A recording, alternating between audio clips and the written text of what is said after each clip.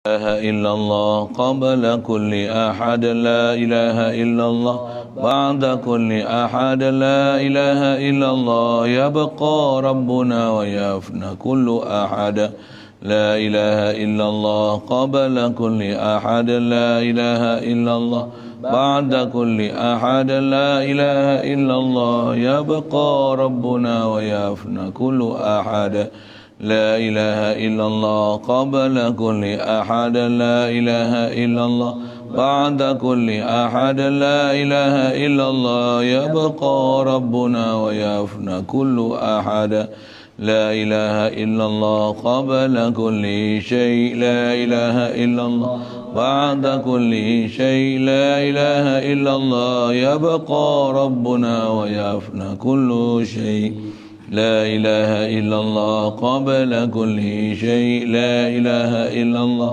بعد كل شيء لا إله إلا الله يبقى ربنا ويفنى كل شيء لا إله إلا الله قبل كل شيء لا إله إلا الله بعد كل شيء لا إله إلا الله يبقى ربنا ويفنى كل شيء.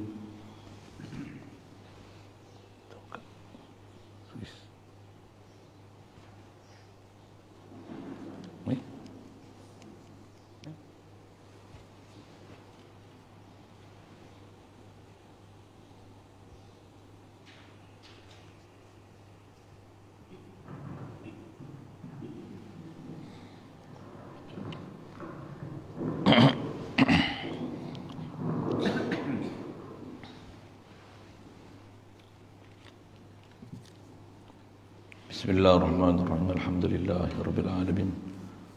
Wassalatu wassalamu ala asyrafil anbiya'i wal mursalin wa ala alihi wa ashabihi wa azwajihi wa dzurriyyatihi wa atba'ihi ajma'in.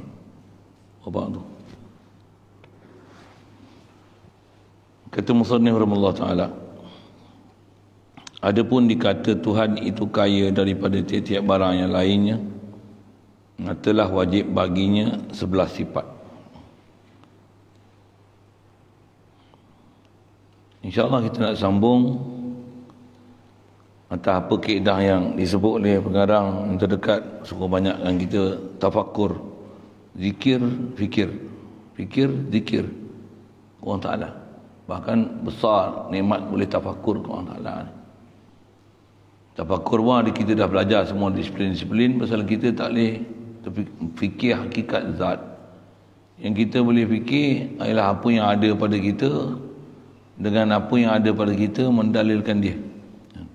Ada kita mendalilkan wujud dia, ada kita mendalilkan segala sifat kamalat dia. Macam mana telah kita bicara, mustahil pada dia apa yang sepatutnya mustahil. Begitu juga sifat-sifat yang memang tak dapat ditolak, tak dapat disangkal, yang dah sabit dengan Quran, dengan hadis, dengan akal, bahkan telah diijma' oleh ulama'. Khasnya 20 sifat yang telah kita bicara ni. Jadi antara kesimpulan juga yang telah kita belajar mengenai rumusan khasnya menyebut la ilaha illallah ni, sebut je la ilah. Yang dinafi itu adalah ketuhanan, takkan ada sama sekali pada makhluk.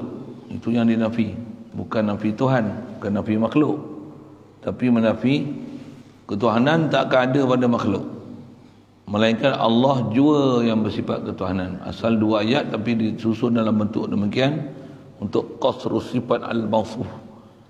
Dan pada makna la ilah tu dia akan bermakna la mustaghni an kulli ma siwahu wa muftaqirun ila kulli ma adahu.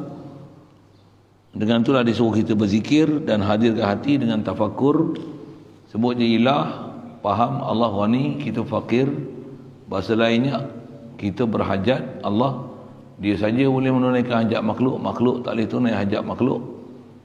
Sesama makhluk sama martabat takkan boleh menunaikan hajat antara sama-sama satu sama lain. Allah jualah yang penunai hajat, Allah jualah ilah. Itu asal perkara itu.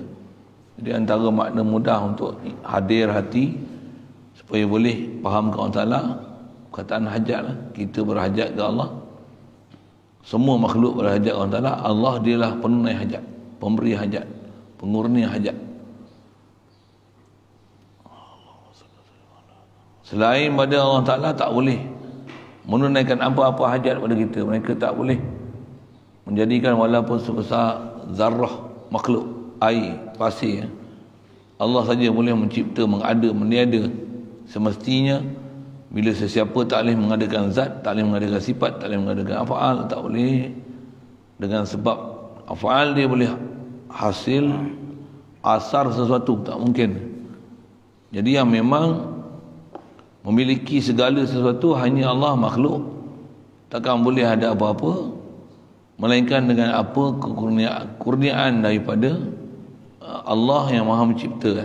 Jadi itulah antara pelajaran tauhid. Kita nak belajar, nama pun tauhid, nak mengasakan dia, zat dia, sifat dia, perbuatan dia, milik dia, beserta dengan itu merasakan kefakiran diri. Jadi khas atas kita nak zikir tafakur tu. Tafakur mana? Tafakur ke kita. Jalan terbaik tafakur ni fikir makhluk mendalilkan kepada Khalik makhluk. Baik, di atas fikir pula, fikir ilah mesti mana kaya wani, dan kita fakir ke Allah Ta'ala. Tu yang dia kata balik, dikatakan Tuhan itu kaya, maksudnya istighna ilah an kulli ma siwahu, daripada tiap barang lainnya. Nyatalah mesti wajib baginya bagi Allah Ta'ala 11 sifat. 11 ni 11 daripada sifat yang wajib. Dan mustahillah segala lawannya, lawan 11 ni, dan yang harus 6 harus yang 6. Kalau ikut ada 10, tapi 6 daripadanya adalah bab istighna. Adapun sifat yang sebelah itu yang wajib baginya itu pertamanya maujud, artinya ada. Kenapa? Jikalau tiada ia, Allah Ta'ala bersifat wujud, nescaya bersifat adam, artinya tak ada, maka tiadalah ia kaya daripada tiap-tiap segala barang yang lainnya.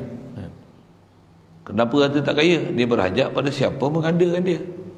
Satu yang ciri besar sekali menyebabkan sabit uluhiyah, itulah sifat wujud. Siapa? Itu sebab istighna dia yang kulli ma siwahu, pasal dia dah wujud, dia tak perlu ada siapa mewujudkan dia. Tak. Itu makna pertama. Yang keduanya kidam, artinya sedia. Dan jikalau tiada ia sedia bersifat kidam, kalau Allah Ta'ala tak kidam, nescaya bersifat hadas, artinya adanya baru. Maksud baru tu asalnya tiada, lepas tu baru ada. Itu artinya baru tu. Maka tiadalah ia kaya daripada tiap segala barang yang lainnya. Pasal apa? Pasal dia baru. Mestilah ada yang membarukan dia. Siap, 2. Yang ketiganya baqa, artinya kekal adanya. Dan jikalau tiada ia bersifat dengan baqa, tak kekal, nescaya bersifat fana, artinya lenyap, punah, binasa, rosak. Maka tiadalah kaya daripada tiap segala barang yang lainnya. Pasal apa? Ada barang lain yang boleh membinasakan dia. Keempat, mukhalafatuhu lil hawadis, artinya menyalahi adanya Allah Ta'ala itu bagi segala yang baru. Dan jikalau tiada ia bersifat dengan mukhalafah, nescaya bersifatlah mumasalah lil hawadis, artinya menyamai adanya bagi segala yang baru. Samalah dia dengan makhluk. Bila sama makhluk, maka tiadalah ia kaya daripada tiap-tiap segala barang yang lainnya. Pasal makhluk mesti berhajat. Khas duk tengok depan mata, makhluk berhajat sesama makhluk. Bahkan sebenarnya makhluk paling besar berhajat bukan berhajat pada makhluk. Makhluk sebenarnya, realitinya, hakikatnya berhajat pada Khalik makhluk, pencipta makhluk. Kita berhajat pada makan, bukan hajat pada makan sebenarnya, hajat ke Allah. Allah yang jadikan makanan. Hajat ke air, bukan hajat ke air, hajat ke Allah. Allah yang jadikan air, jadi kita bukan hajat ke air, kita hajat ke Allah. Jadi pelajaran akidah ni istilahnya memulangkan kita balik kepada asal yang sepatutnya diakidah kepada siapa, berbanding dengan duk i'tiqad dengan adat yang dengan mata kepala tengok siapa. Yang tu yang kata jadi hijab kita ni dalam bab tauhid ni sinilah. Pasal tanpa keyakinan yang jitu, dalil yang kuat, kefahaman yang pasti, payah kita nak hadir Allah Ta'ala di hati, bahkan terganggu dengan bermacam-macam keadaan makhluk yang ada depan mata sampai terpandang mata hati. Alhamdulillah. Satu kena banyak balik hadirkan makna uluhiyah ni, banyakkan zikir, fikir. InsyaAllah tu je penawarnya. Saya ngaji pun guru duk sebut tu, apa dia? Dia tu tak ada ubat lain kita nak ubat hati ni melainkan mesti dengan kita zikir, fikir. Tak ada lah ubat lain. Ingat Allah, sedar ke Allah Ta'ala, zikir banyak ke Allah Ta'ala. Itu je jalan untuk lembutkan hati dan boleh dapat yakin, tasdik kepada Allah Ta'ala dalam hati.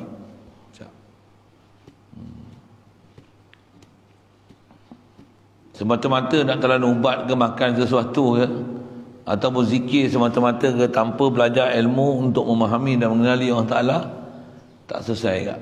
Mungkin satu sudut zikir boleh, zikir banyak, tapi hati tetap tak hadir, hati mati. Pasal apa? Pasal hati nak hidup, boleh cerah mata hati, mesti mata hati ini dihidupkan. Gitu. Macam mana mata hati nak dihidupkan? Zikir, fikir. Ilmu yakin mesti ada untuk mata hati ini boleh menyuluh macam mana kaedah daripada makhluk nak mengenal Allah Ta'ala. Alhamdulillah banyak perkara yang telah kita lalu. Cuma siapa tak jumpa, tak dapat tu tengok balik lah. Kalau ada perlu tanya, saya boleh jawab. Kalau munasabah panjang tu, tak munasabah sangat saya nak cerita.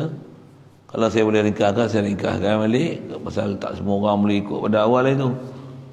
Tapi nak cerita tu pun, kalau saya dalam keadaan macam ni, cerita pendek je lah. Nak panjang betul, tengok dalam bab dia, kaifiat tu. Pasal yang kata, kalau nisbah macam ni, nak diuji satu perkara tu sikit sangat, tapi nak memahamnya banyak benda nak kena faham. Dengan faham tu barulah semua soalan-soalan pertanyaan ini boleh dijawab dengan betul, insya-Allah. Baik, yang kelimanya, qiyam bi nafsi, artinya berdiri Allah Ta'ala itu dengan zat sendirinya. Kerana jikalau tiada ia bersifat dengan qiyam bi nafsi, saya berhajat dia dengan bi ghairi, dia ajak pada hal lain, dia ajak pada yang menjadikan, dia ajak pada yang nak menyempurnakan. Subhanallah, artinya berdiri ia dengan zat yang lain, berkendaklah ia kepada zat. Jadi dia berhendak pada zat. Pasal dia kalau faham dia nak hal lain tu, dia bukan sifat, dia bukan zat, dia sifat. Dan fa'il, dan dia berhajat pada fa'il. Dia perlu zat apa? Dia perlu zat tempat sabit dia duduk di mana, berada di mana. Tanpa zat dia tak akan boleh wujud. Mustahil Allah Ta'ala adalah sifat semata-mata. Maka Allah nama bagi zat. Baik. Jadi kalau kata dia tak berqiyam bi nafsi, tentulah dia berhajat kepada dua perkara, tempat atau zat untuk dia berada. Begitu juga berhajat pada fa'il. Maksud fa'il sini pembuat, masuk pembuat ni pencipta. Siapa khalik dia? Terjemah dia orang yang menjadi, itu badal. Maka tiadalah ia, Allah Ta'ala ni kaya daripada setiap segala barang yang lainnya. Jadi kalau dia berhajat pada siapa yang menjadikan, dia hajat pada zat lain, dia istilah kaya pada yang lain. Bahkan dia pun fakir serupa kita lah. Subhanallah. Subhanallah. Yang fakir ni kita, Allah mustahil sama sekali fakir. Satu salah besar siapa yang faham orang Ta'ala fakir. Patutnya fakir tu kita.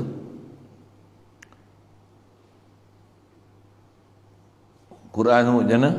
Qad sami'a Allahu qaulal ladzina qalu innallaha faqirun laqad kafara. Qad sami'a Allahu qaulal ladzina qalu. Ada laqad itu. Qad sami'a Allahu qaulal, bukan. Innallaha faqirun wa nahnu aghniya tu.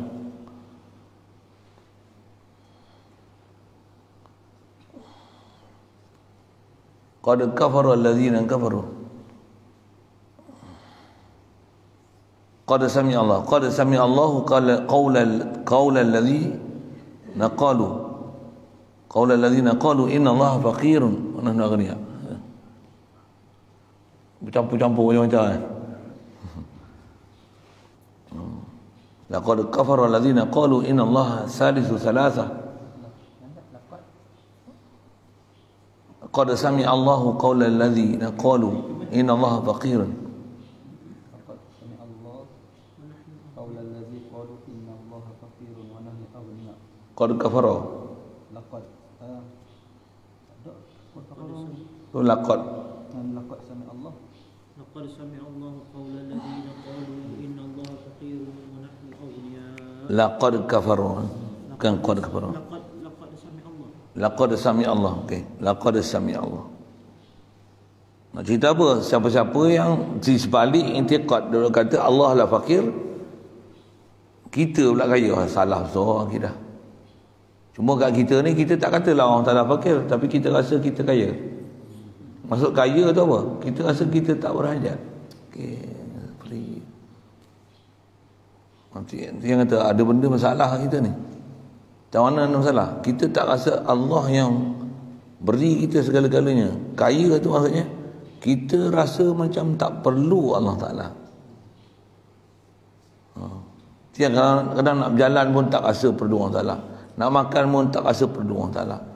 Nak hidup, nak ke mana-mana, nak buat sesuatu tak perlu Allah Ta'ala. Dia rasa macam tak perlu. Walaupun mulut tak pernah kata, tapi perbuatan kita dan pergerakan kita menunjukkan ada perkara yang bermasalah kita ni. Ya, kalau orang yang tak ada masalah, dia buat apa pun apa, ya Allah, Allah, Allah, Allah, siapa? Pasal memang dia rasa dia berhajat ke Allah Ta'ala.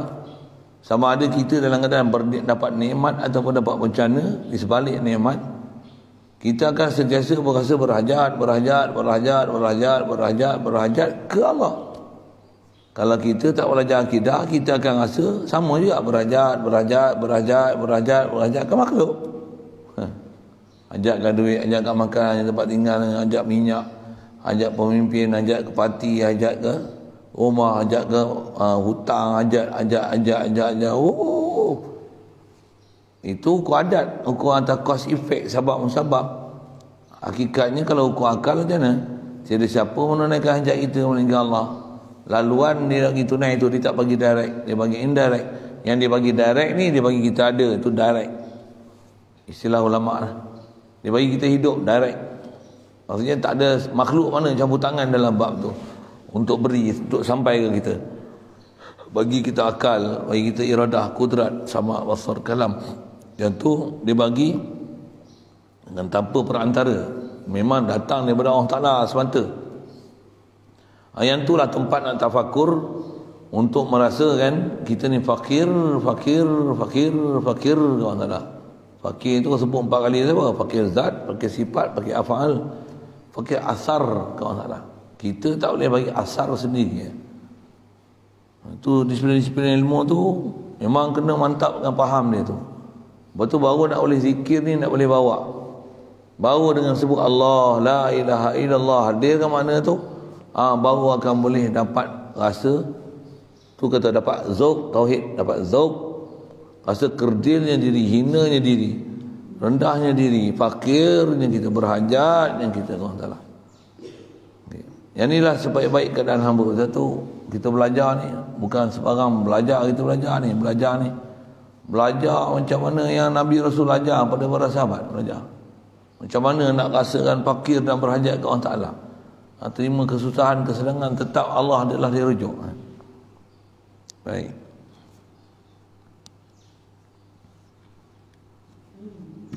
Kedelapan, kalam. Jadi antara sifat yang sepatutnya ada pada Allah Ta'ala adalah kalam. Artinya berkata-kata. Adanya Allah Ta'ala itu, dan jikalau tiada ia bersifat kalam, kalau tak sifat kalam, nescaya bersifat dengan bakamun. Artinya kelu, bisu, subhanallah. Maka tiadalah ia kaya daripada barang yang lainnya. Siapa pula kata tak kaya? Pasal perlu untuk orang lain daripada dia untuk menceritakan sesuatu pada makhluk dia. Pasal tak ada kalam.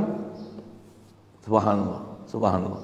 Satu, kalam adalah sebahagian daripada sifat kesempurnaan dalam bab ketuhanan. Ngaji tauhid ni kalau tambah-tambah pahaman-pahaman yang duk sesat tu, mereka duk muskil selalu banyak antara ni lah. Allah mendengar, kita mendengar. Apa beza mendengar Allah Ta'ala mendengar kita? Allah melihat, kita melihat. Apa beza? Lah jauh beza lah. Ini dah punca ngaji tak selesai tu lah. Allah melihat, Allah mendengar. Kita bekak, kita buta. Bukan kita melihat dan dengar. Kita melihat dan dengar setelah Allah Ta'ala bagi pendengaran dan penglihatan. Jadi apa beza pendengaran? Dengar Allah dengar kita, lihat Allah lihat kita. Jauh beza. Allah yang memang mendengar. Mendengar pun inkishaf. Mendengar pun dengan mana? Bila tanahi. Dan dengar pula semua yang maujud. Kita hanya dengan gelombang bunyi atas frekuensi kita. Lepas tu dengar pula dengan ciri makhluk. Dengan sebenarnya bukan dengar, tapi Allah yang bagi dengar. Dengan Allah Ta'ala jadikan alat mendengar tu telinga kita. Macam tu Allah Subhanallah. Jadi beza ke orang Ta'ala mendengar, kita mendengar? Beza bumi langit. Pasal mendengar tu atas umum nama sifat. Dia tak siapa yang bersifat itu, ya Allah. Jauhnya antara yang memang memiliki sifat dan siapa yang dianugerahkan sifat, khasnya mendengar melihat.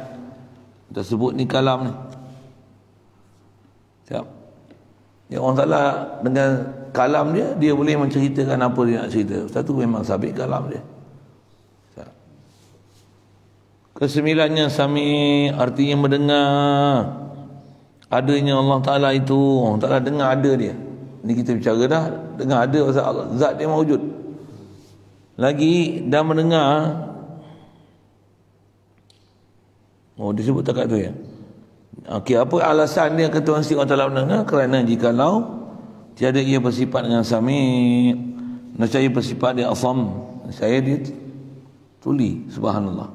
Artinya yang tuli, maka nyatalah ia kaya daripada tiap-tiap barang yang lainnya. Antara makna kaya tu mestilah untuk supaya dia tak hajat pada sesuatu, mesti sabit sifat sami, sifat sama ada dia, dengan tu dia sami. Kita belajar dulu CPD, iza sabatalahu samu fahuwa sami'un. Jikalau tiada bersifat sama, nescaya bersifat asam. Yang tuli, maka nyatalah ia kaya daripada tiap-tiap orang yang lain. Ke-10, basir, artinya yang melihat.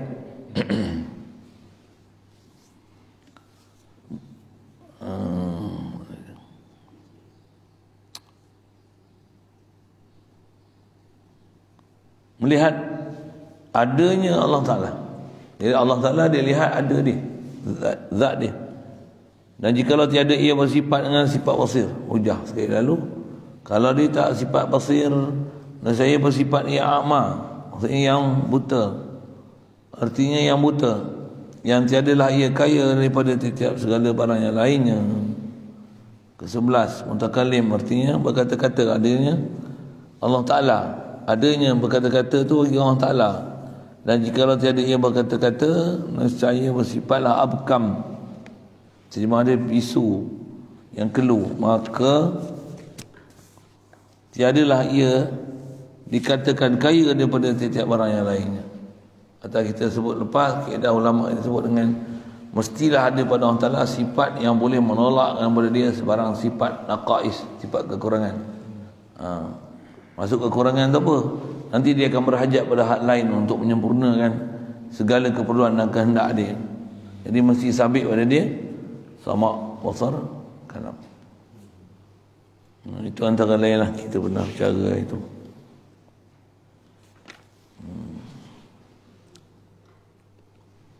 Baik. Itu yang 11 tu. Wujud, kidam, baqa', mukhalafah dan hadis, qiyam bi nafsi, wadaniyah tak masuk dalam ni. Sama, basar, kalam, kaunuhu qadiran, muridan, kaunuhu sami'an, basiran, mutakaliman. 12. Nafsiyah 1, salbiyah 4, dia 5 tapi 4 je kita ambil. Waktu ma'ani pun yang ujung. Sama, basar, kalam, maknawiyah yang ujung. Sami', basir, mutakalim. Okey, siap. 4, wadaniyah tak masuk. Wadaniyah masuklah iftiqar kullu ma'adahu ilaih.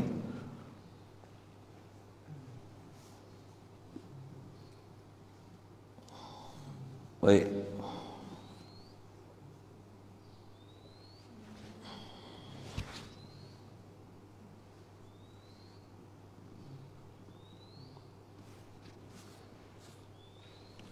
Kerana wajib berkehendak kepada menjadikan maka semua. Yang ketiga, harus ia berbuat segala sesuatu dan harus ia menjatuhnya segala hukumnya itu. Baik. Apa saya baca ni? Rajak ke?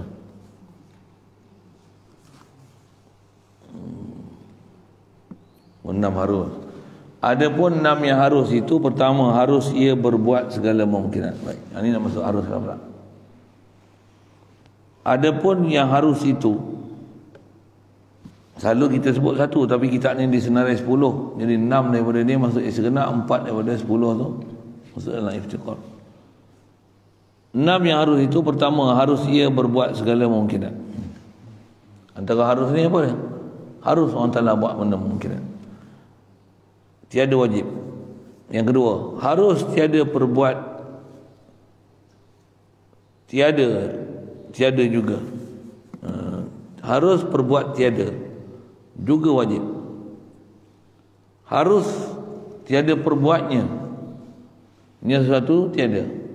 Satu benda yang memang tak ada, harus pada dia untuk Allah tekalkan yang tiada tu tiada.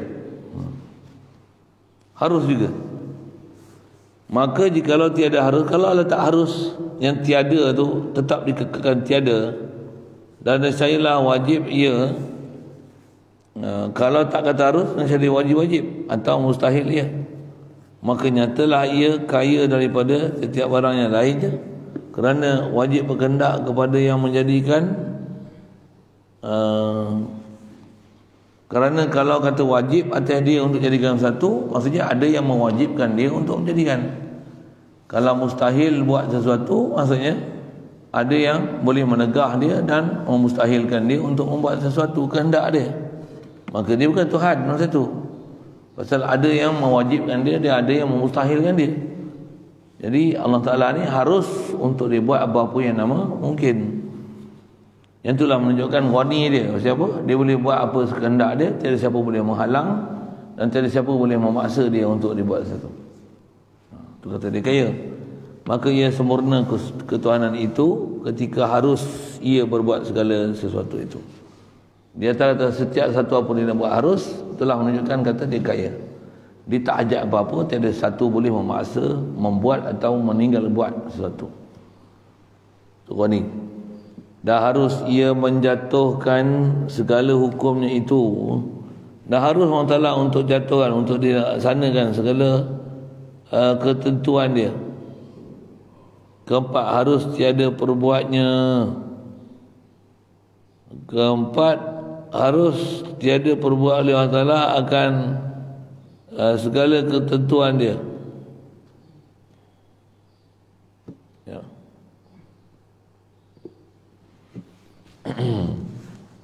Itu masuk orang penjaduh tu. Harus tiada dijatuhkan segala, maksud jatuh ni tiada diperlakukan segala hukumnya itu. Tak menghukum tu, tak apa yang masuk hukum ni, apa keputusan dia, apa keputusan dia keputusan dia nak buat, harus untuk dia tak buat apa yang dia walaupun asalnya keputusan nak buat. Tak harus. Kalau tak harus, berarti ada yang memperwajib, ada yang memustahilkan untuk dibuat. Itu mustahil tu. Maka jikalau mengambil faedah lah, jikalau Allah Ta'ala mengambil faedah pada suatu perbuatannya dan segala hukumnya itu, nescaya tiadalah ia kaya daripada segala barang yang lain. Kalau Allah Ta'ala ambil faedah, berarti dia tak kaya, pasal dia ambil faedah. Subhanallah. Ada dasar kita belajarlah dulu ni. Dia cuma istilah ulangan pasal dia nak kaitkan dengan istighna dan iftiqar tu. Jadi kalau dulu kita belajar dari sudut apa yang wajib, sifat salbi, pandang pada sudut ni salbiah, ni nafsiyah, salbiah, ma'ani, manawiyah. Adapun yang ni kita pandang dari sudut istighna dan iftiqar. Jadi angle yang berbeza, itu je. Ambil daripada bahan yang sama dengan apa kita telah kicau ke depan. Jadi nak ingat tu sebelah.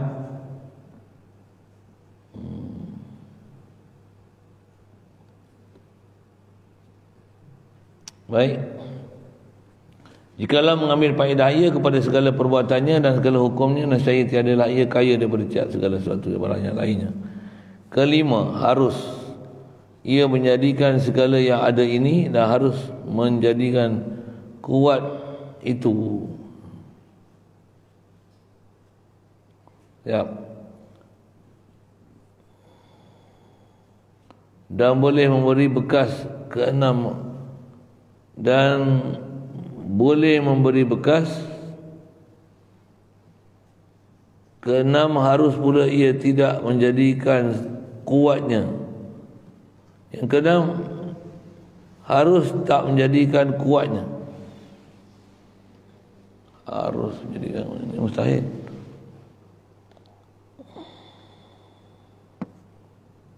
Harus pula ia tiada menjadikan kuatnya, dan manakala boleh kuat segala yang dijadikannya itu pergi pada makhluk tu, dah harus menjadikan kuat itu. Maksudnya harus Allah Ta'ala menjadikan kuat yang ada pada makhluk, dan boleh memberi bekas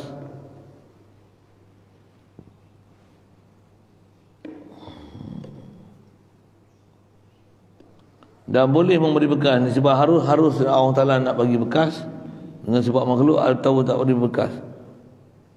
Keenamnya, harus pula ia tiada menjadikan Allah. Kelimanya, harus ia menjadikan segala yang lain yang ada ini dan harus menjadikan kuat itu, dan boleh memberi bekas, dan boleh memberi bekas. Yang keenam, harus pula ia tiada menjadikan kuatnya.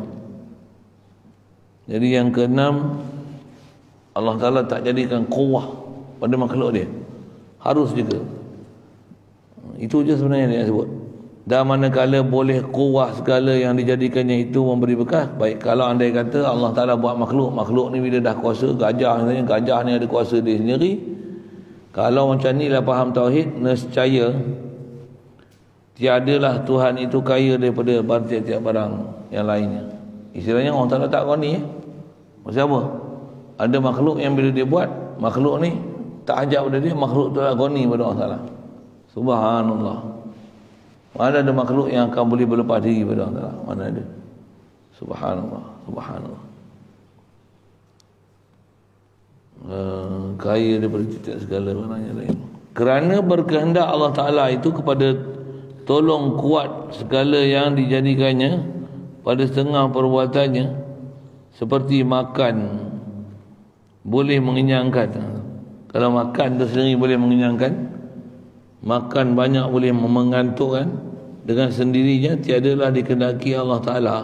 Maksudnya Allah tak dikehendaki dah. Lepas tu, dan tiada dengan kuasa, dan Allah Ta'ala ni tiada dengan kuasa Allah Ta'ala, bahkan kuasa makhluk yang ada pada makhluk sendiri yang Allah Ta'ala bagi jadi. Tiada dengan kuasa Allah Ta'ala menjadikan kenyang itu.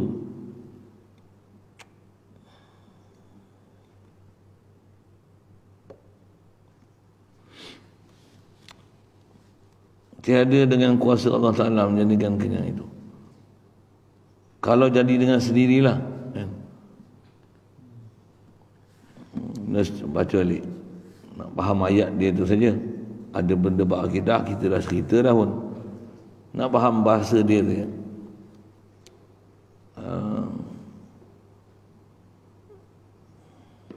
Manakala boleh kuat segala yang dijadikan itu memberi bekas, nescaya tiadalah Tuhan itu kaya daripada tiap segala barang yang lain. Kerana berkehendaklah Allah Ta'ala itu kepada tolong kuat segala yang dijadikannya pada setengah sebahagian perbuatannya, seperti makan boleh mengenyangkan. Ia makan ni sendirinya kan, mustahil. Dengan kehendak Allah Ta'ala dan dengan kehendak Allah Ta'ala. Okay. Nisbah akidah dia betul, semua dengan kehendak Allah Ta'ala, tapi dia memungkinkan boleh mengenyang sendirinya. Itu masalah dia. Itu masalah dia. Seolah-olah kenyang ni di sendiri dia sendiri boleh menjadi efektor kepada kenyang. Dan tiada dengan kuasa Allah Ta'ala menjadikan kenyang itu. Dia tak intikad yang menjadikan kenyang tu Allah, bahkan makanan.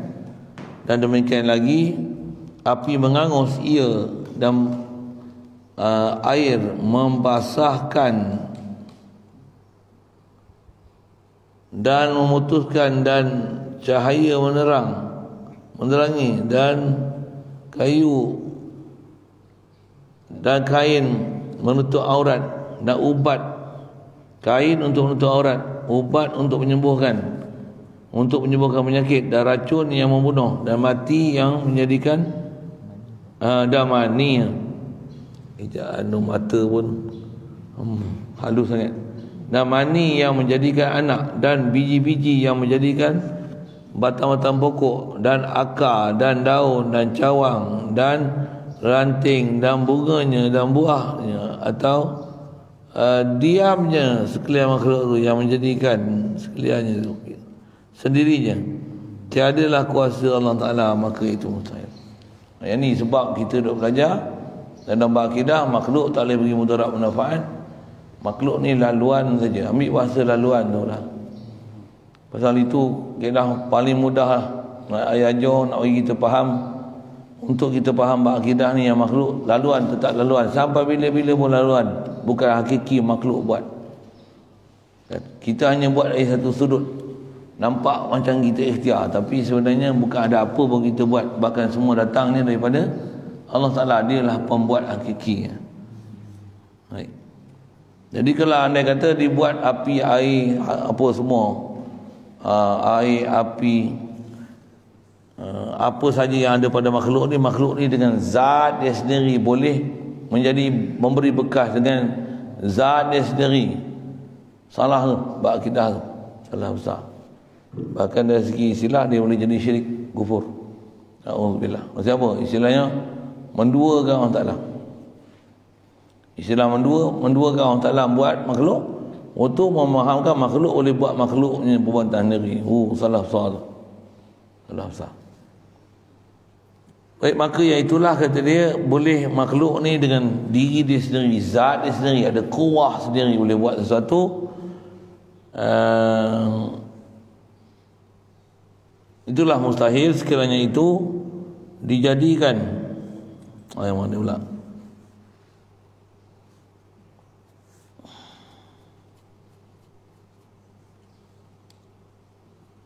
Betul kan? Maka iaitu mustahil kerana sekaliannya itu dijadikan oleh kudrat Allah Ta'ala dan iradah Allah Ta'ala belaka semuanya. Tiada dengan tolong yang lainnya. Demikianlah adanya. Maka adalah aqaidul iman. Okay, siap. Selesai itu. Itu sebenarnya dia nak refer balik apa kita dah belajar satu. Cuma pandang pada sudut isyana iftiqar. Maka adalah aqaidul iman itu artinya. Baik.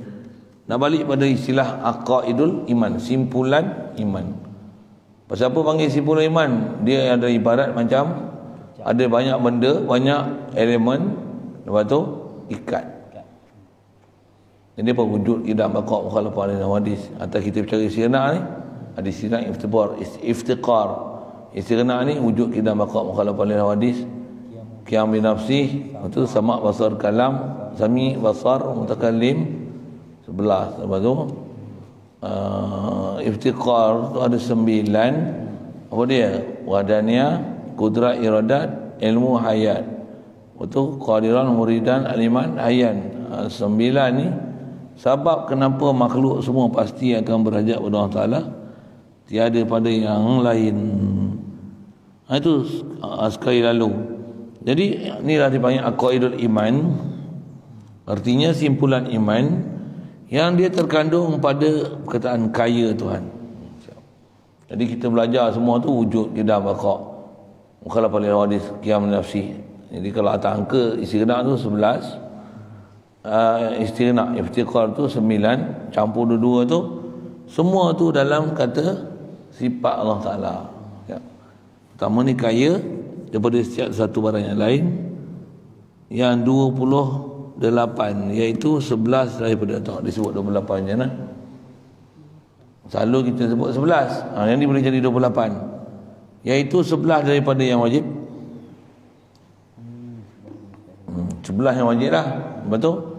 Sebelah yang mustahil dah 22, iaitu lawan bagi sifat yang wajib menjadikan dia dah 22, dah pula 6 yang harus menjadi 28. Yang terkandung ia pada kata Tuhan itu kaya Tuhan itu daripada tiap-tiap sesuatu yang lain, segala barang yang lainnya, iaitu 6 yang wajib seperti yang telah sudah dahulu itu perkataannya, maka fahamkanlah oleh kamu baik-baik. Jadi angka kita belajar kitab dan kitab ni lagi besar lah. Masa harus tu dibagi sampai 10, ada 6 belai serentak. Siap. 6 wajib ni.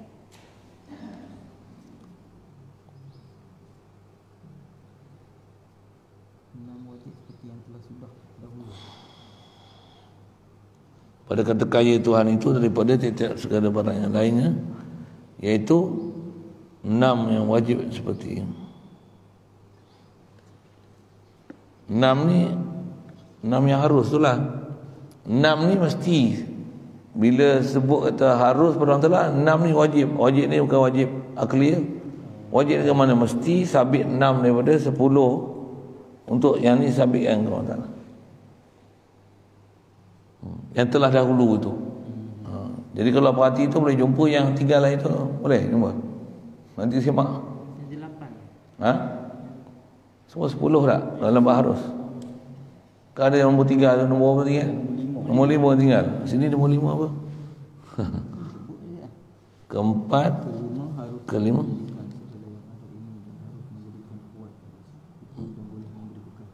Situ lah katanya. Itu tak ada itu.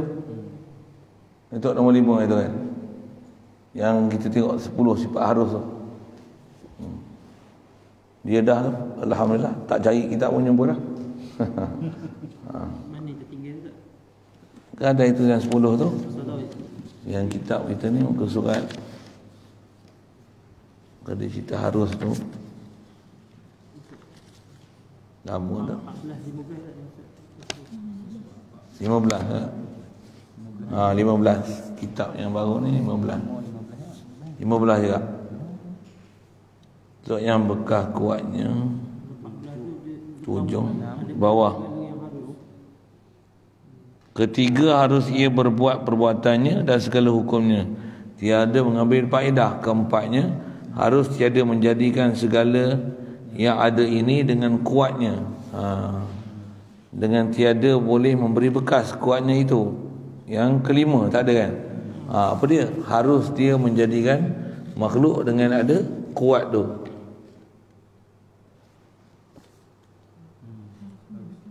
Lima,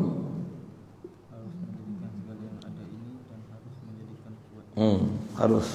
Boleh je dia nak jadikan makhluk dengan pada makhluk ni ada kuat pada diri dia sendiri kan. Boleh je dia nak buat. Tapi dia tak buat itu. Itu nombor 5. Jadi 6 ni lah yang wajib ni. 6 ni 6 yang harus tu. 6 daripada yang harus tu, yang telah sudah dahulu itu perkataannya, maka fahamkanlah olehmu baik-baik. Jadi yang ni lebih pada kira balik apa yang dah belajar dulu. Tak ada benda heavy, cuma mengingat balik yang lepas, betul macam mana nak pandang pada sudut istinaq iftiqar. Formulasi selalu dengar, kita dengar 11 saja, yang ni sampai jadi 28. Macam mana boleh dapat angka tu, itu je. Kena perhatikan tu. Okey. Adapun dikata berkehendak pula, ini khas masalah iftiqar pula.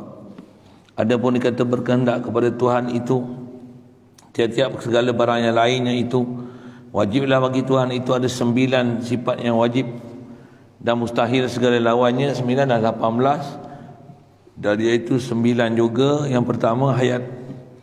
Dia mula dengan hayat dulu.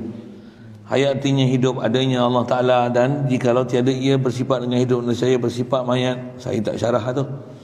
Artinya mati, maka tiadalah berkehendak kepadanya tiap-tiap segala barang yang lainnya. Yang kedua ilmu, artinya mengetahui adanya Allah Ta'ala, dan jikalau tiada ia bersifat ilmu, saya bersifat jahil. Dan artinya jahil ni bebal babe, tiada mengetahui tu terjemah bagi bebal babe tu, maka tiadalah berkehendak kepadanya tiap segala barang yang lainnya. Dan ketiganya iradah, artinya menghendaki. Dan jikalau tiada ia bersifat iradat nescaya bersifatlah dengan karhun, artinya benci. Tiada menghendaki, maka tiadalah berkehendak kepadanya setiap segala barang yang lainnya. Yang keempat, kudrat, artinya kuasa menjadikan sesuatu, dan kuasa pula menidakkan dia sekalian yang ada ini.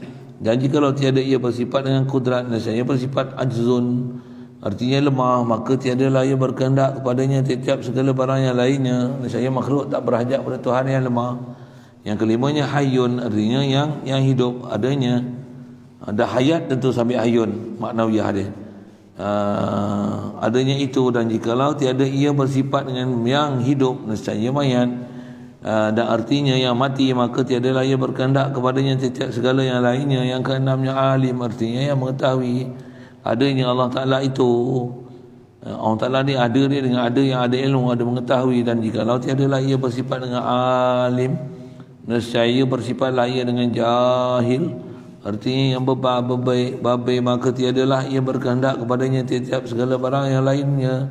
Yang ketujuhnya murid, artinya yang menghendaki adanya Allah Ta'ala.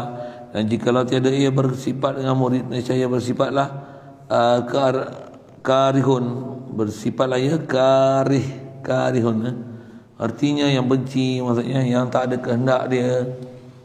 Yang benci dengan mana tiada menghendaki sesuatu jua pun, maka tiadalah ia berkehendak kepadanya tiap-tiap yang lainnya. Kalau dia tak ada kehendak, semua kena ada kehendak makhluk baru ni nak jadi. Bukan Tuhan lah dia, makhluk dia serupa kita lah. Subhanallah. Yang ke-8, qadir, artinya yang kuasa. Dan jikalau tiada ia bersifat dengan qadir, saya bersifatlah ajiz, artinya yang lemah. Ajiz tu maksudnya lemah, maka tiadalah ia berkehendak kepadanya tiap-tiap segala barang yang lainnya.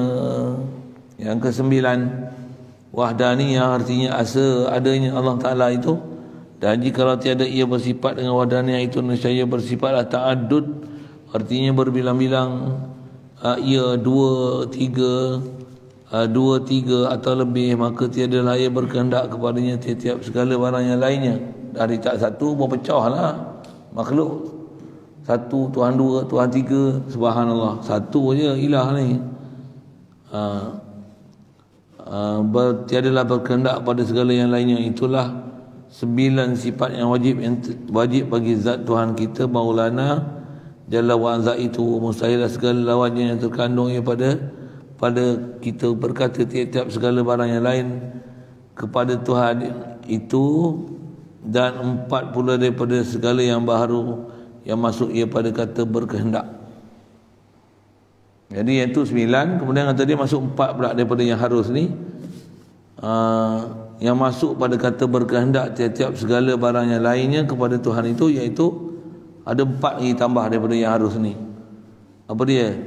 Pertama, harus adanya segala alam ini, tiadalah ia qadim. Jadi alam ni baharu, dan baharu ni tu harus. Jadi dia bukan qadim satu. Alam tu bukan qadim. Yang keduanya harus tiadanya segala alam ni. Harus alam ni akan ditiadakan. Maka manakala harus adanya, harus adanya binasa tu.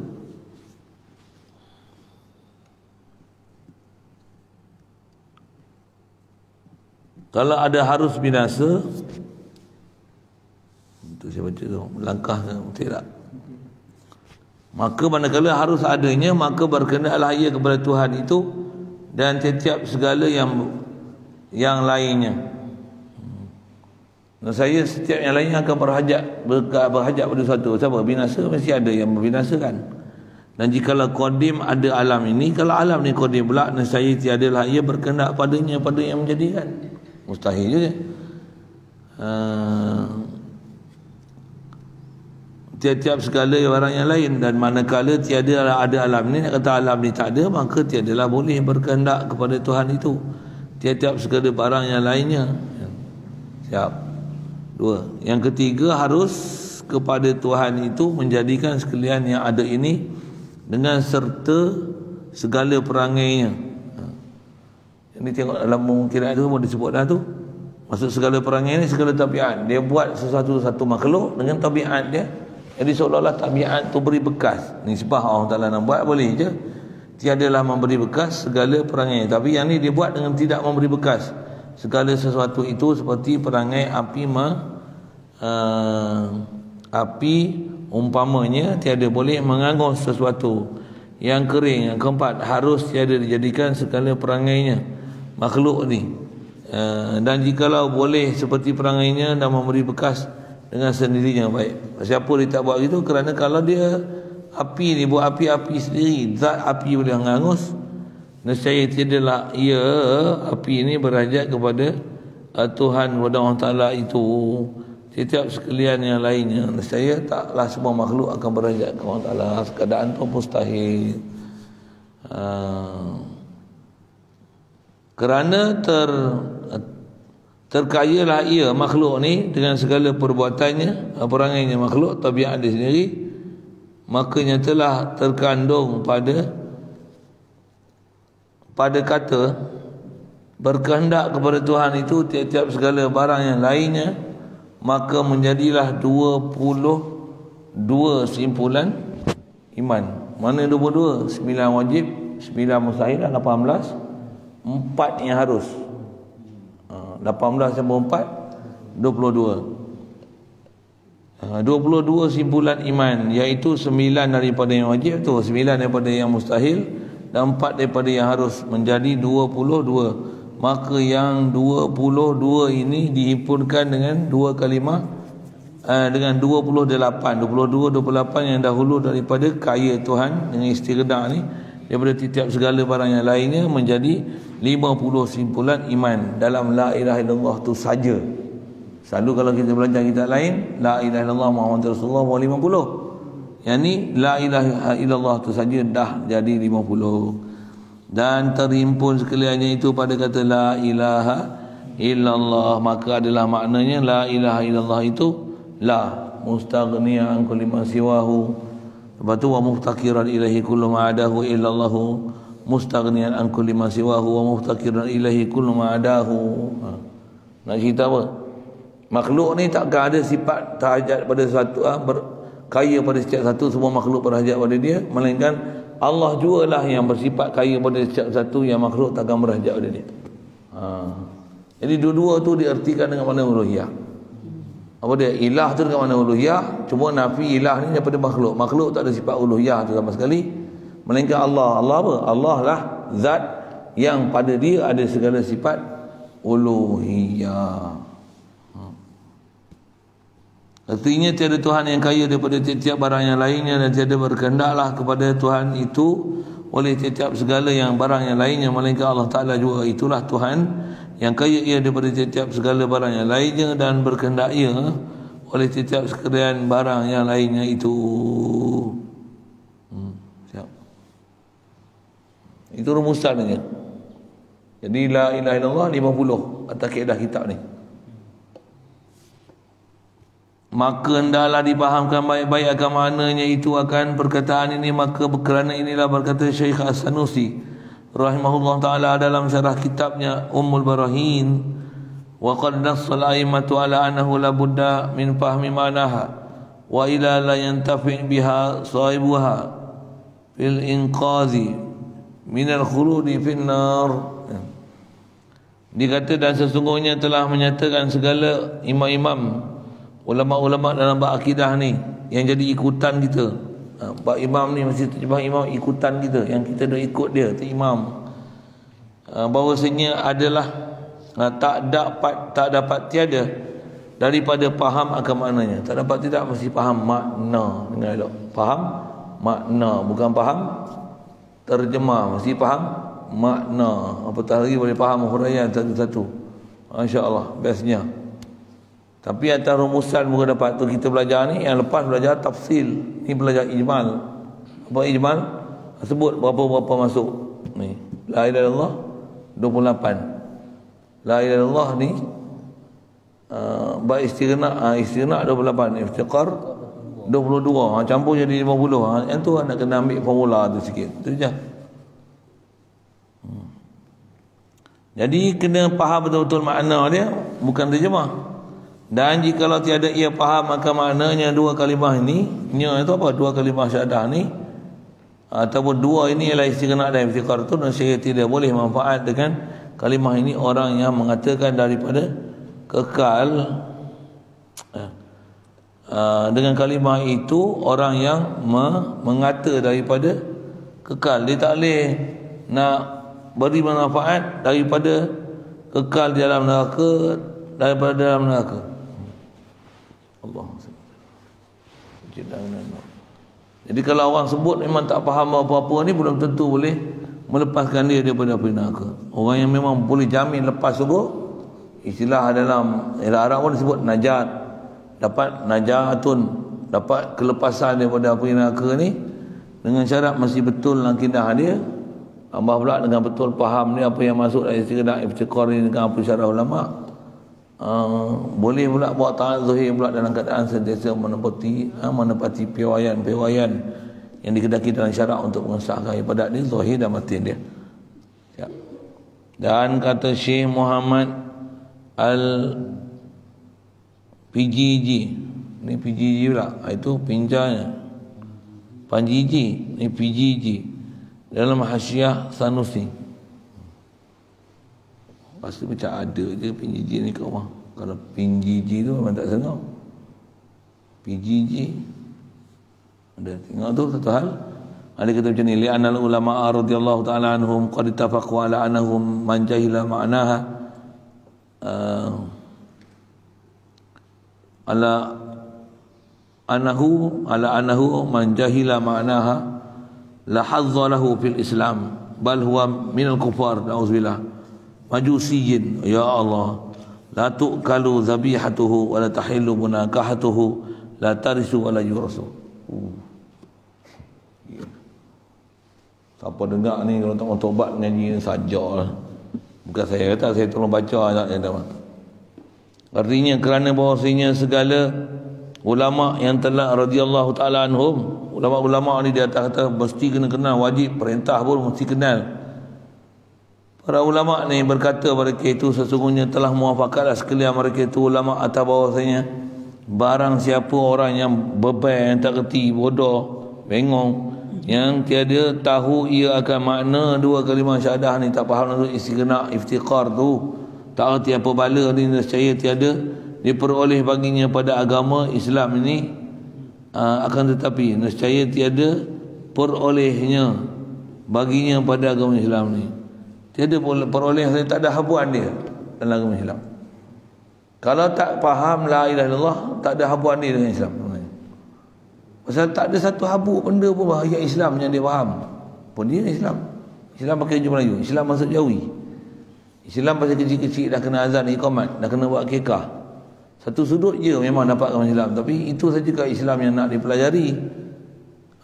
Kalau tak faham apa sepatutnya kena faham makna la ilaha illallah ni, apa disebut tadi, tiada diperoleh baginya habuan tu, tiada diperoleh baginya, tiada perolehnya baginya, tiada diperoleh baginya, maksudnya tiada boleh, tak ada apa-apa habuan. Asal bahasa Arab tu wala tahillu, la hazza lahu fil Islam. La hazza kita baca, tak ada apa-apa habuan. Hazza maksudnya habuan. Tiada peroleh baginya pada agama Islam, tak ada peroleh apa-apa. Allah. Bahkan istilahnya cuai pergi belajar, apa sepatutnya kena belajar, bahkan pelajaran tu wajib dipelajar. Walaupun terpaksa pergi belajar dan belayar untuk pergi belajar jauh-jauh, wajib pergi belajar, fardu ain. Jadi tak ada apa habuan dalam Islam. Oh dengar tu takut dengar ni. Lagi akan tetapi dia ni orang kafir majusi. Oh, pasal apa? Hukum disebut kafir majusi ni nisbah tak kena yang Allah Taala, tak faham kafir majusi. Tadi kena dah ayat apa? Tak balik budak-budak, orang gila. Pasal tak ada akal. Ni ai kafir majusi. Oh, lagi kasar. Tujuan ulama sebut macam ni, dia bukan nak mengkafirkan orang, tapi dia nak tahzir supaya pergilah mengaji, jangan buat bodoh poyo itu, banyak orang kena belajar. Mudah-mudahan dia haluba dengan kita untuk terus belajar ni, amin. Dipertemukan kita pula dengan guru yang betul tepat dengan kaedah ahli sunnah wal jamaah. Baik. Dan bila dah hukum kafir majusi ni, tiada dimakan sembelihannya. Oh, memang ulama-ulama dulu kira ni kalau orang sembelih lembu. Saya kawan-kawan saya masa mengaji dulu pun ada, kalau ada orang jual daging apa, jual ayam di pasar, arwah patih pun bisa mengajar, dia ada sebut bab macam ni. Kita nak beli ayam, kita beli ayam kat pasar, lalu dah siap proses dah. Tengok orang sembelih tu kata dia, ngaji tak ngaji, faham tak faham kita, atas dia baca bab macam ni. Kata kalau tengok dia ni macam meragukan ya, semayang pun kita tak bisa tengok orang kampung kita, tapi tak bisa main mengaji, masjid tak bisa jumpa, pondok tak bisa mari, sekolah pun kita kenal mak opak dia, tak bisa duk hantar sekolah. Kalau pondok, kalau agama duk pergi ngaji sekolah kebangsaan tu pun teruk bukan main. Sak ponteng tak pergi sekolah, tak pergi sekolah, SPM pun tak lulus dah. Ngaji pondok dak, dunia tak dapat, akhirat tak dapat. Untuk kerja sebelah yang untuk sama kaya dia. Itu apa? Mu nak beli kelah, beli ayam ni tu, mu sembelih. Tak mau pergi pasar tu sembelih, pergi dia proses. Proses tak apa, jangan pergi sembelih. Pasal apa? Kafir majusi sembelih. Untuk buat makan. Arwah patih ingat saya kalau dia baca bab-bab macam ni, kalau dia bagi misal tu, dengar pedih tu. Cuma jaranglah nak keluar. Tapi kalau dia baca kitab, memang dia tolong syarah aja apa dalam kitab tu. Itu yang kami dulu pun ada satu ketika bila sampai dia baca bab-bab yang macam ni, janganlah pergi pasar pakai tak beli hak siap. Tak beli hak siap apa pergi sebelah. Pasal kita tak kenal dah. Kalau yang kita kenal tak apa, yang nampak kaki masjid apa tak apa. Memanglah ni pun yang kat Gero ni ada yang jual ayam lah, ada geng-geng mengaji dulu. Memang yang jual ikan pun geng kami, geng pondok. Yang jual ayam pun geng pondok, pergi tu, ustaz, okey, ayam, okey, tak apalah, memang kita kenal. Subuh jemaah awal dengan kita di masjid. Kerana dia orang bangun awal lagi duk proses ayam tu, subuh jemaah. Wah, tu best. Sonok kita beli, kena nak beli ayam bawa kat dia pun. Kalau yang kuat ulu tu, memang dia ganji pondok masa tumbuh tu. Allah SWT. Tu jual ikan. Tak beli kat orang lain lah, beli kat dia orang lah. Support. Bukan Muslim. Pondok produk. Orang pondok kita. Kalau ada lebih senggit tu orang tak payah lah. Kadang-kadang dia pula tak payah. Tak payah, ini sedekah ke ustaz. Takkan kita hari-hari makan sedekah. Sedekah lah balik kat dia. Bagi ni nak ikan tu sekilo apa? 15. Bagi 20. Tak bang pulang. Tak boh. Support dia. Dan memang maju pun dia orang mereka. Best tengok. Tu orang-orang macam ni, orang tak nak buka pintu hati orang pelanggan dia pun ni kat dia. Memang menang pun, timbang bertolak langsung, harga ni tak ada fikiran langsung. Kalau benda tak elok, dia kata tak elok. Kalau beli siput lah misalnya, siput lala, semalam pun makan lala kan. Tak faham betul lah. Kalau ada jual ni hari ni, kata dia hak tu semalam ni hak kemari, kata dia hak kemari. Hak ni hak tu murah sikit, kata dia. Yang ni sekilo 12, ni sekilo 8, kita jual 8, yang ni semalam. Disebut semalam tu, setengah orang tak ada campur tu. Sebab serupa ya ke tak? Ni hak semalam kena jual murah sikit, hak semalam. Sampai macam tu lah. Amanah dia tu. Tadi ikan wah, ni semua baru. Ini hak ni. Ni hak semalam. Ni semalam. Malah jatuh harga sikit lah. Kita jual itu. Kau nak ambil, borong ambil semua tau. Tak mau ni nak anu. Kita nak gapran. Tapi ada orang beli tu. Dia tu. Dia tak campur sekali tu. Tengok saiz pun lebih kurang. Bubuh harga hari ni. Boleh ya nak buat itu, bukan haram pun kat dia. Tapi dia jaga kualiti dia menega tu. Memang kalau dia menega tu tak sampai pukul 12 habis tak. Pergi pukul 11 pergi pukul 12 tu kira hak ujung-ujung hak pecah-pecah perut orang tak mau dah. Ingat tu. Kalau lagi pukul 8 mula-mula dia buat turun ikan tu beratus orang boleh. Tu.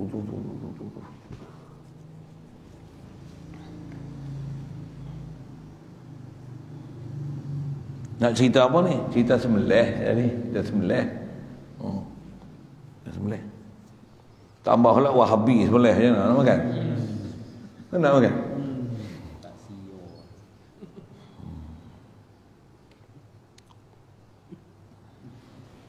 Allah. Itu susah. Masya-Allah. Tu yang jadi ulama kita ni pun tu lah, tak ada orang ni memang bukan kaki-kaki apa nak orang, tapi dia ada huduhnya perangai orang tak mau ngaji ni. Jadilah. Baik. Jadi tak boleh makan sembelihan dia dan tiada halal menikahi akan dia. Oh, nikah pun tak boleh. Jangan duk kira comel tengok agama dia. Nikah pun tak bagi. Dan tiada boleh ia menerima pesaka. Pesaka pun tak boleh. Bila pesaka ni maksudnya ukur kapil tu. Dan tiada boleh dipesakai. Memanglah tak boleh pesaka, tak boleh dipesakai. Maksudnya kalau dia mati pun orang lain tak boleh pesaka, dia pasti mati hukum majusi, hukum orang kafir. Orang kafir tak boleh waris daripada orang Islam, orang Islam tak boleh waris daripada orang kafir. Memang hukum peraib macam tu. Akan hartanya itu oleh kerabat-kerabatnya yang Islam. Yang ni kalau cerita orang ramai kan sehari mula orang kata kita macam-macam. Tapi masalah ni nak sebut macam ni. Ulama tulis kitab macam ni supaya kita pun ingat dan jangan jadi bodoh tu ya. Macam orang kata lah, hampa ni kalau tak kerti membaca menulis, hampa tak boleh kerja, tak ada masa depan. Oh macam tu lah. Padahal tak ada pun. Kaya elok ya. Hak kaya tu hak bodoh tak pergi sekolah tu lah yang kaya banyak. Yang pergi sekolah ni kerja kerjaan, gaji banyak tu. Jadi kuli pula. Yang tak kerti menulis apa ni jadi bah. Tapi taklah kita bila belajar macam ni Nak kapir ke orang kan. Yang dia memang bukan kerja kita macam tu pun. Sebut tu tujuan nak bagi alert ni jelah tahzir. Jangan pergi jadi bodoh tu. Jadi kita ada sebut Wahabi bukan tujuan nak kapir-kapir ke orang kan. Tapi dia kata ni akidah ni salah, sesat. Tujuan dia jangan duk akidah sesat tu. Dia orang ni kadang marah kita sebut sesat apa tu. Dia orang duk kata kita sesat, okey pula. Ni kata dia paman Jahmiyah. Siapa dia yang Jahmiyah? Jahmiyah menafikan maksud yang ada pada Quran tu, menolak yang Quran tersebut. Tu Jahmiyah. Apa nak sebut? Betul dia kata lah kita ni apa-apa Yunani. Terjerat dengan ilmu kalam tu, dia kata kita terjerat apa ikut selamba ya. Bila kita tu suka dia suka mengkapir kau kan. Meratah lah dia.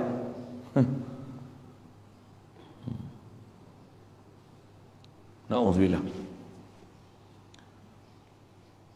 Kemudian waman lam ya'lam ma'naha fa huwa kafir mukhaladun finnar. Lagi kasar ni.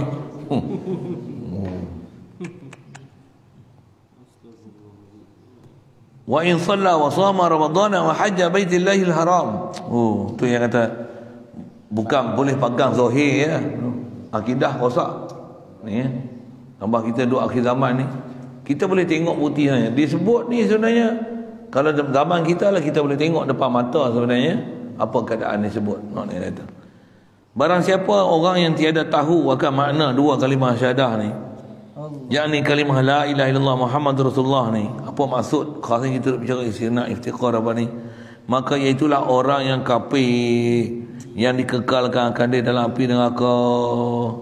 Dan jika ia semayang 5 waktu dan puasa pada bulan Ramadan dan naik haji ke Baitullah sekalipun, Baitullahil Haram sekalipun.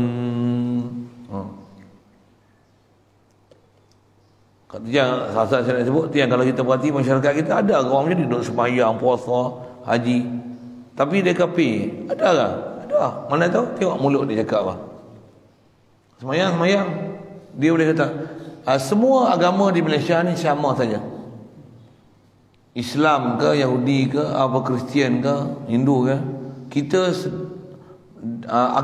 kita sedang menuju untuk ke syurga. Tapi masing-masing ada jalan masing-masing. Tak gila je kan tu, nak mapuh lah. Semayang lah. Menteri je. Baru dia bising bawa tu. Dia boleh cakap macam tu. Selama je macam tak rasa bersalah, relax je. Apa lagi yang naik haji? Ada yang disebut macam ni. Boleh berseronok, bersukan, bergembira, menikmati musim cuti. Tapi jagalah diri. Boleh berseronok bergembira, terutama golongan remaja, tapi jangan lupa gunakan kondom. Ada menteri tu satu masa dulu disebutnya tu. Saya lupa ayat dia, lebih kurang itu lah. Jangan lupa menggunakan kondom. Dia nak cerita apa ni?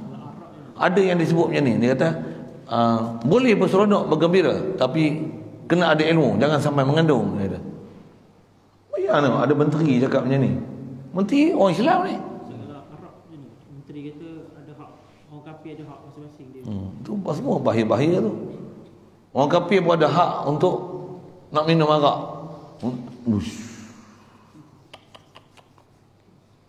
Bahaya. Dia kata tak ngaji akidah, no.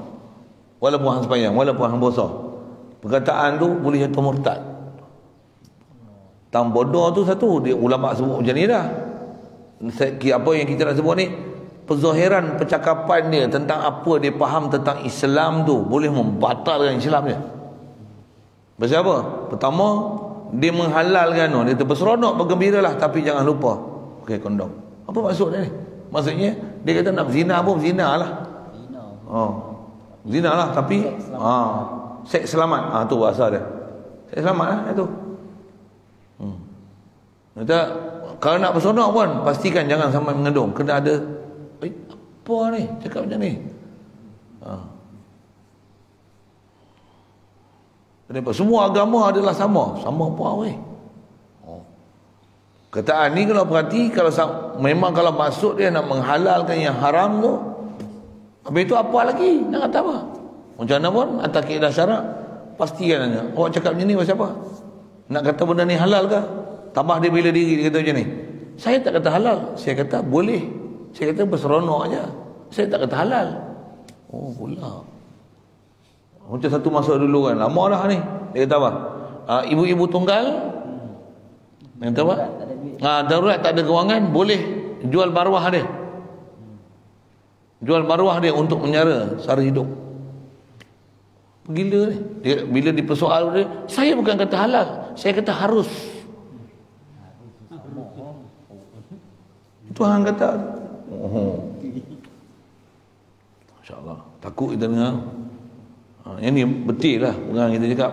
Saja kita nak tunjuk kata di atas jahil tentang agama ni, jahil faham la ilaha illallah ni kan, dia kata ikut dan dia nak kata batu bahala tokoh ni semua bukan Tuhan, yang Tuhan ni hanya Allah. Jadi dia akan rasa lega kan. Dia terjahilnya tu, dia takkan rasa dia duduk dalam keadaan syirik ke, dalam kufur ke, dalam keadaan lalai ke, dalam keadaan isbat ma'budain ke, salah intikad zat makhluk lain, makhluk dengan zatnya boleh memberi bekal, beri mudarat, manfaat. Dia bukan faham apa benda salah tak salah dalam bab akidah. Kadang-kadang dia sibil pula, dia tahu yang ni sifat ngaji sifat 20 ni menjadi masalah macam apa? Ni lah ngaji sifat 20, pergi kat kubur, sembah kubur. Benda kita ni duk belajar sifat 20, duk sibuk capal buka kepala. Apa benda? Pada dia tu salah besar. Yang duk kata Allah tak arah tu lagi lah, tak ada arah. Ini tak kata Allah tak arah, cuma jahil, tak kerti, tak faham. Sebab jahil yang tu yang besar Datuk Guru juga tahu ya. Jahil itu bahaya. Jahil itu zulumat. Jahil itu sebab jadi kufur. Macam mana miskin sebab boleh jadi kufur? Dia juga. Siapa? Dah miskin, antara celaka dia esok mencuri. Dah mencuri, aku halal untuk mencuri. Menghalalkan mencuri tu kafir. Rasul ada hadis sebut, Rasulullah kadal faqru an yakfura. Hampir-hampirlah kefakiran ni hampir-hampir boleh bawa pada kufur. Boleh jadi kafir. Pasal apa? Bila dia menghalalkan perbuatan mencuri dia tu. Khianat yang dia buat tu, dia halalkan. Kefakiran tu hampir-hampir boleh bawa kepada kekufuran. Alhamdulillah. Itu fakir ni, jahil ni boleh bawa pada kekufuran. Pasal apa? Dia akan bercakap apa dia nak cakap. Dia akan itikad apa dia nak itikad. Dia akan berpahaman apa yang dia nak berpahaman. Pasal dia tak ada guideline, tak ada kayu ukur untuk mensepadankan percakapan dia, mensepadankan akidah dia. Alhamdulillah.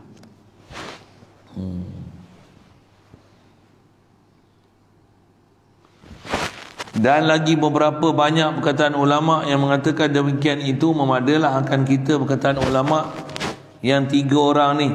Maka segala ulama yang lain tu pun demikian juga. Satu bukan gaduh bawa kitab banyak-banyak.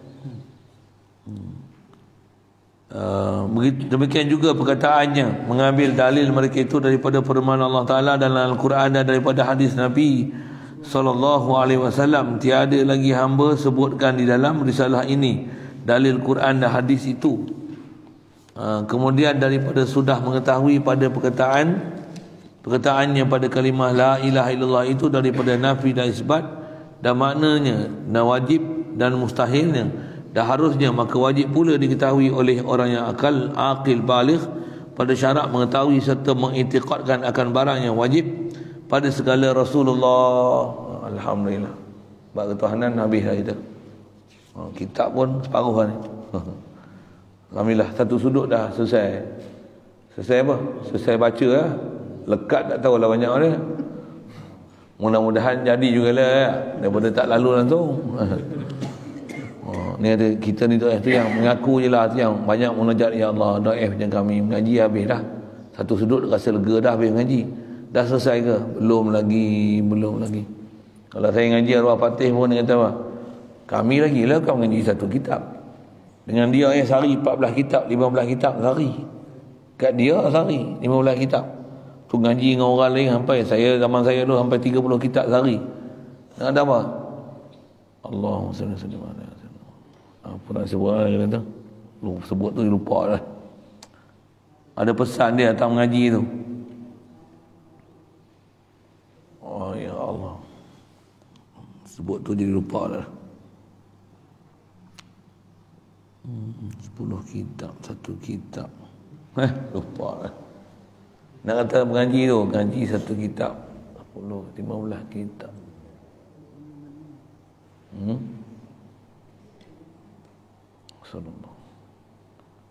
Asal nak sebut kata kita ni satu sudut mengaji tu lepas lah. Amal belum lagi.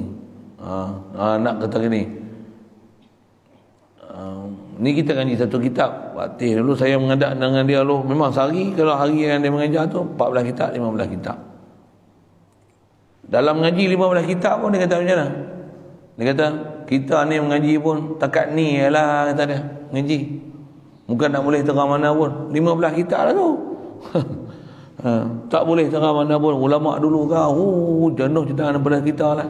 Dengan amal memang kuat, kita pun boleh baca ya. Dia kata macam tu. Itu dia tu. Dia kata macam tu. Tambah kita 1 kitab je. Allah rasa lekenya. Tahu deh. Macam mana pun atas kaedah apa? Kalau kata boleh 40 kitab, 100 kitab hafal sekali pun macam mana apa kaedah dia? Sepatutnya lagi belajar, lagi reti macam mana? Lagi rasa fakir.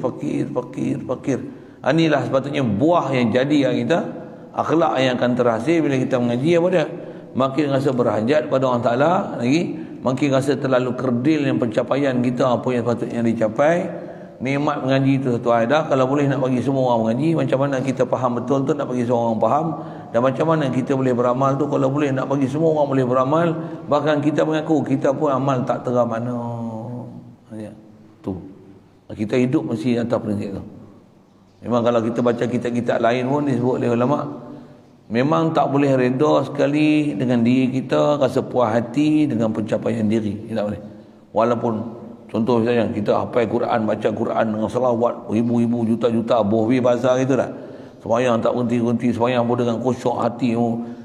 Hati tetap tak boleh ada rasa lega dengan apa kita buat. Bahkan kalau kita boleh taat kuat pun kata apa? Ya Allah, tiadalah aku buat ni melainkan semua limpah kurnia kepadamu. Kalau kau tak kurnia kepada aku ni, aku nak ingat engkau walaupun sedetik, sesaat pun tak boleh. Tiada apa pada aku melainkan apa yang kau beri pada aku. Araftu Rabbi bi Rabbi, taklah aku kenal engkau ya Allah melainkan engkau yang kenalkan aku. Itu kataan sufi tu, ulama-ulama tu. Sayyidina Ali, Araftu Rabbi bi Rabbi, aku kenal Allah Ta'ala ni dengan Allah yang kenal dengan aku. Betul pun. Kan kita mengaji, macam mana kita boleh mengaji? Allah bagi kita mengaji, Allah bagi kita berdekat kita mengaji, Allah bagi kita faham mengaji. Yang kita mengaji pun tak faham apa, faham ke dia. Jadi siapa bagi kita faham dia? Tak boleh kita faham ke dia, melainkan dia yang bagi kita faham ke dia. Dan tak boleh kita boleh buat taat, melainkan dia yang bagi kita taat. Jadi jangan berbangga dengan penonjolan keterampilan, kebolehan yang ada pada diri kita, zat kita sendiri, dan juga sifat kita, perbuatan kita, pemilikan kita. Bahkan rasalah ni semua limpahan kurniaan daripada ilahi, yang kita tak ada apa sedikit pun, melainkan semua daripada anugerah dan pemberian dia. Hadza min fadli rabbi, hadza min fadli rabbi, hadza min fadli rabbi. Saya teringat mengaji perkataan hadza min fadli rabbi ni, mengaji kitab Fathul Wahab dulu lah. Pasal pengarang kitab tu, dia memang tulis lain sikit daripada kitab asal yang Minhajul Talibin. Dia dikaskan kitab Minhajul Talibin tu jadi Manhajul Tulab Zakaria Ansari. Dalam tu banyak dia sebut hadza min ziyadati, hadza min ziyadati, hadhihi min ziyadati. Ini tambahan aku, ini tambah aku. Daripada guru dia, pengarang guru dia yang tulis kitab tu, dia bagi ringkas. Ada yang dalam tu tak ada, dia buat perkataan dia sendiri. Dia kata ni tambahan aku, ni tambahan aku, ni tambahan aku. Tok guru sambil tu dia sebut, ni dia kata hadhihi min ziyadati. Kita ni ambil hadza min fadli rabbi. Allah yang bagi limpah kurnia ni kat kita. Cuma pengarang tu dia tulis hadhihi min ziyadati pasal dia nak menunjukkan amanah. Dia kitab tok guru dia ringkaskan, mana yang memang bukan perkataan tok guru dia yang dia ringkas, dia mengaku yang ni aku tambah, yang ni aku tambah. Kalau salah pun bukan salah tok guru, ni salah aku. Dia nak bertanggungjawab tu, bukan dia nak tunjuk diri. Okey, sikit sanalah. Jadi insyaAllah kita sambung nanti akan datang ni. Kita akan mula masuk bab Rasul pula. Nak perhati pula bab Rasul ni, apa yang kita nak kena belajar, apa nak kena tahu. Pasal yang ni pun kalau tak faham, cedera juga. Pasal apa? Cedera bab Rasul, cedera nanti bab ketuhanan. Mudahan dapat kita ada kelapangan untuk masa yang ada ni. Kalau ikut PKP tu tak lama dah kan. Dan rasanya kalau memang tak payah mana bab ni, tambah pula bab kerasulan ni dia tak susah mana macam mana bab ketuhanan dari sudut nak istidlal tu.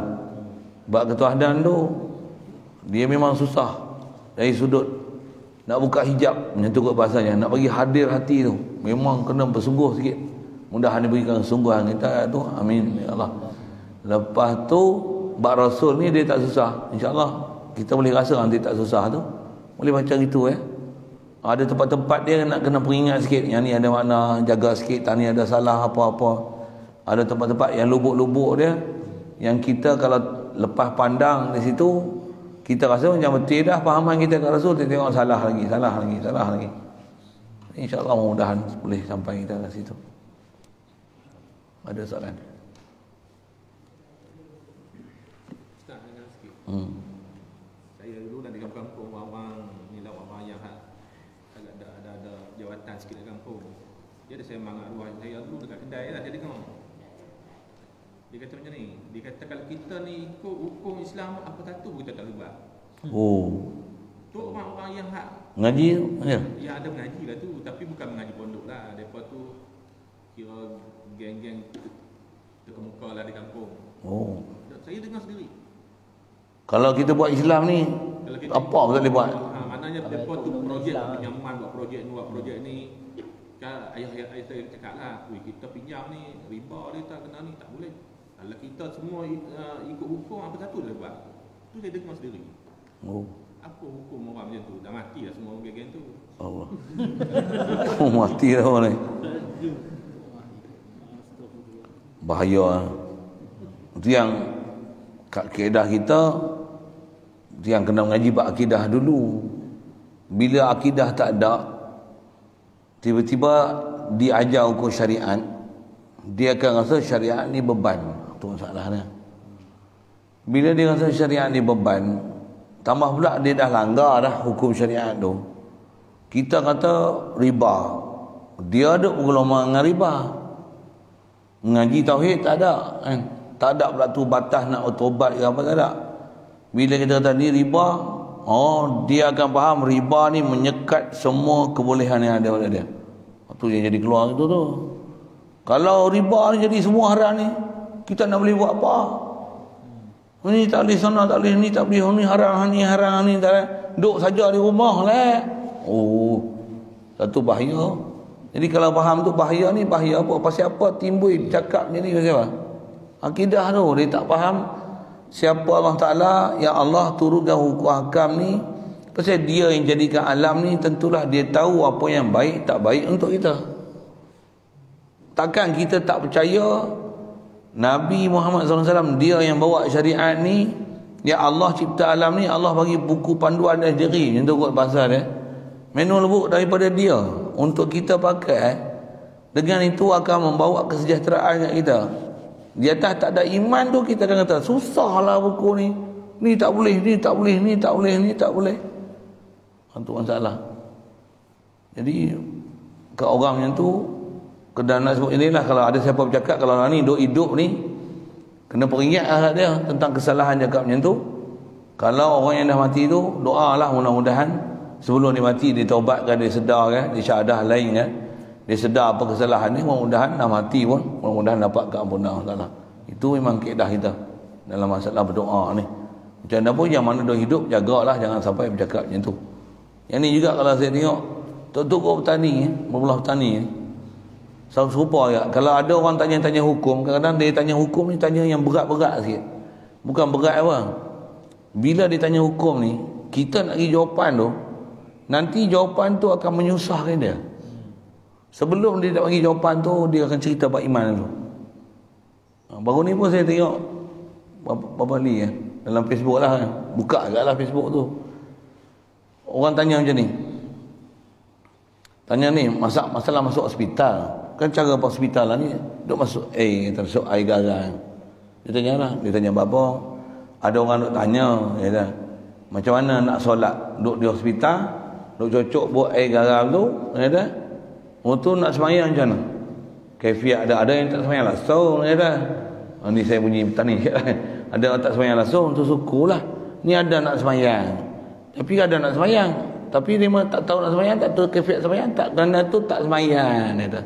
Jadi bagaimana kaifiat cara nak semayang, nak wuduk, sedangkan ada jarum ni kalau ikut kaedah kita kena cabut tu baik, ya kan? Kalau ada situ tak boleh. Saya serah kat bapa jawab macam mana kaifiat ni. Yang jawab tu Bapa Li sekarang tu. Dia kata makasihlah dok tanya tu, tapi sebelum hamba nak jawab ni nak cerita sikit, kata. Apa dia? Nak jawab ni boleh, tambah tapi takut zaman ni takut ya dah. Pasal orang zaman ni nak mudah-mudah. Kita dok cerita lagi jadi payah, dia mau tak saya nak terima. Dia mau tak mau pakai. Jadi nak royak atik ni semua bab beriman. Itu dia. Iman ni bila Allah Ta'ala turun syariat kita kena pakai. Pakai pula zaman ni banyak orang dok ajar hak mudah. Sedangkan kita ni ada peraturan, ada disiplin. Ya dah. Ada peraturan yang kita kena turut. Kita tak boleh nak buat pandai kita sendiri. Ada ulama tempat rujuk kita. Jadi mula-mula pasti ada iman dulu. Yakin dulu ke Allah Ta'ala. Kata ni syariat dia. Baru hamba nak jawab. Dah jawab terus apa masalah tak? Dia bagi peringat bab iman lu. Dia jawab apa tu? Kita ni pertama nak sembahyang nak kena betul wuduk. Nak betul wuduk ni mesti air boleh kena rata semua tempat-tempat anggota wuduk. Orang fardu 4, muka, tangan, kepala, kaki. Bila ada duri masuk pun kena cabut. Jadi duri ni kena cabut. Tapi cabut kan 3 sehari, kalau 5 kali cabut bekak tangan. Mudarat pula. Itu dah cucuk, dah cabut, nak cucuk kelik. Lama-lama hacur tangan lah. Duduk pula sebulan. Itu je lah. Kalau ada memang mudarat besar, dia kata memang tak boleh cabut. Biar situ. Waktu nak wuduk ke mana? Basuh. Mana boleh basuh? Basuh. Yang tak boleh kena tu kaedah kita kena tampar dengan tayamum. Kena tayamum. Itu dah habis wuduk, kena tayamum. Sebelum pergi basuh kepala, sapu kepala tu, bagi kering dulu tangan, kena sedia siap tayamum. Tayamum di muka dan tangan untuk tapuh hak tangan, hak kena jarum, hak tak boleh nak cabut tu. Lepas tu baru terus sapu kepala, lepas tu basuh kaki sembahyang. Dah kelik esok, Dah kelak esok wajib qada sembahyang yang dalam keadaan gitu, pasal sembahyang tu sembahyang yang ghalib, yang nadir, yang tak cukup syarat, pasal wuduk tak sah, pasal ada benda menghalang air sampai dia kena di tempat yang wajib kena sampai air di situ. Sedangkan benda ni nadir berlaku, pasal bukan hari-hari masuk hospital. Ada kena semua hidup sekali ya, 2-3 kali. Nadir kal makdum, jadi dia kena qada semua sembahyang dia yang di sembahyang itu. Kalau sebulan pun sebulan lah. Tu hamba jawab kena ada iman dulu. Cuma dia jawab. Kalau puak-puak lah ni kan. Saya lebih suka kepada pendapat yang mengatakan kalau ni tak payah sembahyang macam apa? Ni. Dia akan cari yang paling mudah kali. Nanti kita dah keluar hospital sembahyang. Bayar fidyah. Bayar fidyah je bayar. Duduk dalam hospital silap. Ada. Patutnya masa tu kalau mapuh 3 sembahyang tu. Dah nyok tu. Jagalah sikit tu. Jadi di atas isu tu lah. Jadi yang duk ajar akidah ni apa? Akidah prioriti kita dalam kehidupan. Kalau boleh macam mana? Kalau boleh hati ni, ma fi qalbi ghairullah.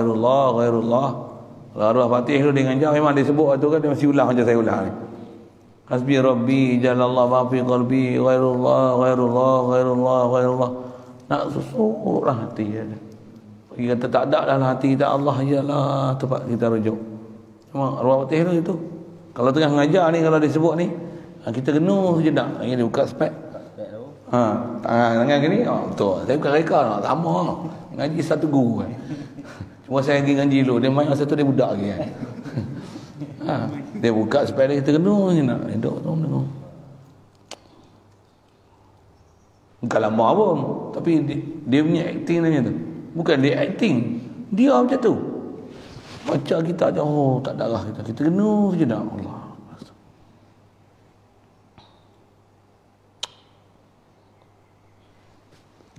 Tak ada arah lah kata kita ni. Tak ada arah. Minta lindung lah dengan Allah Ta'ala. Dia boleh lindung kita. Cari berpang. Sampai tempat tu macam tu lagi. Tergenuh je nak. Duduk macam. Memang antara dia punya amalan, dia ada istilah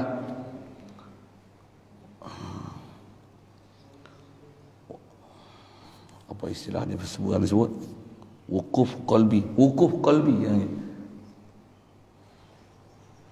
Saktah latifah.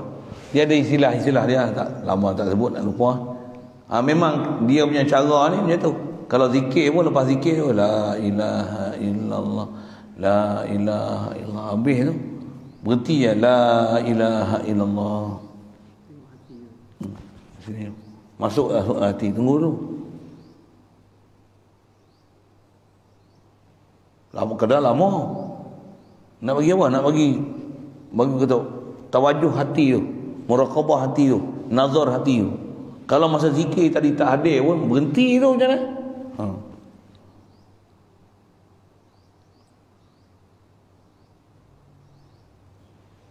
Dia adalah cara muraqabah dia. Perhati nafas kita apa semua. Tu kan dia baru doa Al-Fatihah. Doa Allah. Ada cara tutup guru masing-masing. Fokus dia nak apa? Nak bagi qalbi tu, sentuh nazar Allah Taala. InsyaAllah itu. Lain. Bismillahirrahmanirrahim. Allahumma nawwir qulubana min nuri hidayatika kama nawwartal arda min nuri syamsika wa lana abada bi rahmatika ya arhamar rahimin warzuqna fahman nabiyyin wa hifdzal mursalin wa ilhamal malaikatil muqarrabin wa sallim tasliman ala jami'il anbiya'i wal mursalin alhamdulillah. اللهم صل أفضل صلاة على أسد مخلوقاتك سيدنا محمد وعلى آله وصحبه وسلم عدد معلوماتك ومداد كلماتك كلما ذكرك الذاكرون وغفل عن ذكرك الغافلون. اللهم صل أفضل صلاة على أسد مخلوقاتك سيدنا محمد وعلى آله وصحبه وصحبه وسلم وسلم عدد معلوماتك ومداد كلماتك كلما ذكرك ذاكرون وغفل عن ذكرك الغافلون. اللهم صل أفضل صلاة على أسأل مخلوقاتك سيدنا محمد وعلى آله وصحبه وسلم عدد معلوماتك ومداد كلماتك كلما ذكرك ذاكرون وغفل عن ذكرك الغافلون.